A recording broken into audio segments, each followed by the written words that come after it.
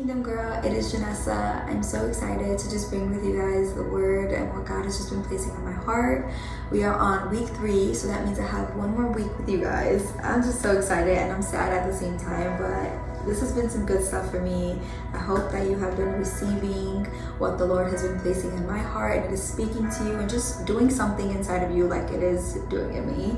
First week, we talked about firm foundation. The second week, we talked about wake up sleeper. This week, we're talking about making room. So now that you're awake, right? You woke up, you're spiritually awake now. It is time to make room. It's time to dust off, purge, and start fresh. This is a time of the year where spring cleaning takes place. You clean out, you do a lot of projects inside and outside of the home. You put away things that you don't need anymore. You take out things that are ready for this new season.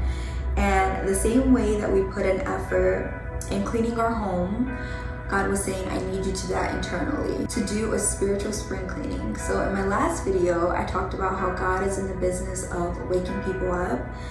Well, guess what? The enemy is in the business of making sure you stay complacent and where you are and distracted. I read a quote that said, if the enemy can't destroy you, he will distract you. When you were spiritually asleep, you were complacent, you felt stuck. Now that you are awake, you are fully aware of what's taking up too much of your time and space. There's a story in the Bible that I resonate and I love so much. And it is in Luke 10, verses 38 through 41. And it is a story of where Martha and Mary open up their house to Jesus. So I'm just gonna read it. And it says, as Jesus and his disciples were on their way, he came to a village where a woman named Martha opened her home to him. She had a sister called Mary who sat at the Lord's feet listening to what he said. But Martha was distracted by all the preparations that had to be made. She came to him and asked, Lord, don't you care that my sister has left me to do the work by myself? Tell her to help me. Martha, Martha, the Lord answered, you are worried and upset about many things, but few things are needed, or in need of only one. Mary has chosen what is better, and it will not be taken away from her. So this story has always spoken to me as a mom, as a wife. We're just so distracted with the things that are going on in our lives, and we're like, oh, we gotta get this done, we gotta do this. And most days I feel like a Martha, where my mind is just always busy on what needs to get done, what needs to get prepared. I'm distracted. There's a whole checklist of things that need to get done, I need to check off. And I become easily distracted. My priorities aren't in line. And I've realized that, over the months and over the years, that where are my priorities at? How are they aligned? What am I putting first? What's coming before God? And the thing about Mary is that she knew that things needed to be done, but she chose to be at the Lord's feet. And Jesus doesn't ask us to accomplish our checklist. He simply is asking us to just sit at his feet. So I know that there's a time for things to get done. We have to get it done. There's a checklist of things, and that's not a bad thing. I don't think that's a bad thing at all. Of course, we want to get things done. There's work that has to be done, but Jesus also allows us to have rest and to be at his feet. And I think it's important for us to prioritize that. I know for me, I'm always like, I'm busy, I can't do this. I use that as an excuse, which really is an excuse because I want to get things done and I do have a checklist.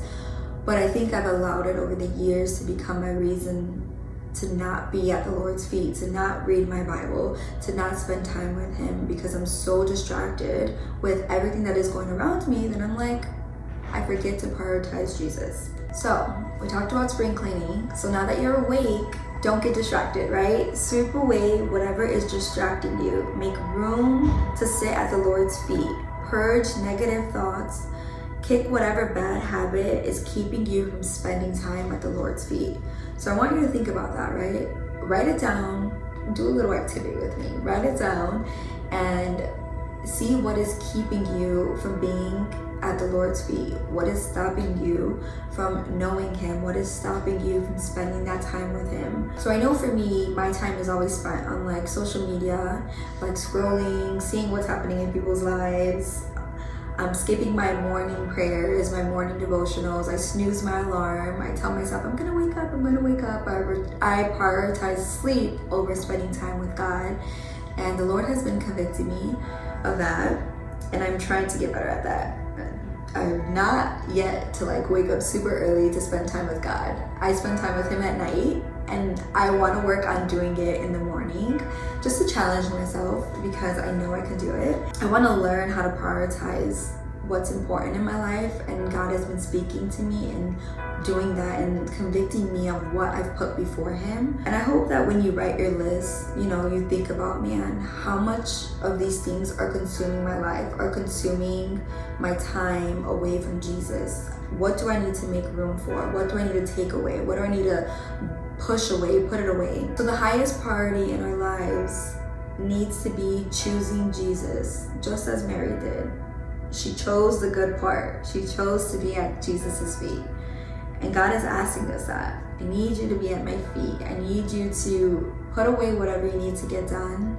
Yes, those things are important, but prioritize me. Make room for me. And so I want to leave you with that. And I pray that you begin to make room for Jesus in your life, that you take away things that are distracting you. Maybe even allow him to just heal you from things that is distracting you. Certain hurts, whatever the case may be, allow him to just do that and make room for him, and you'll see him do some great things in your life.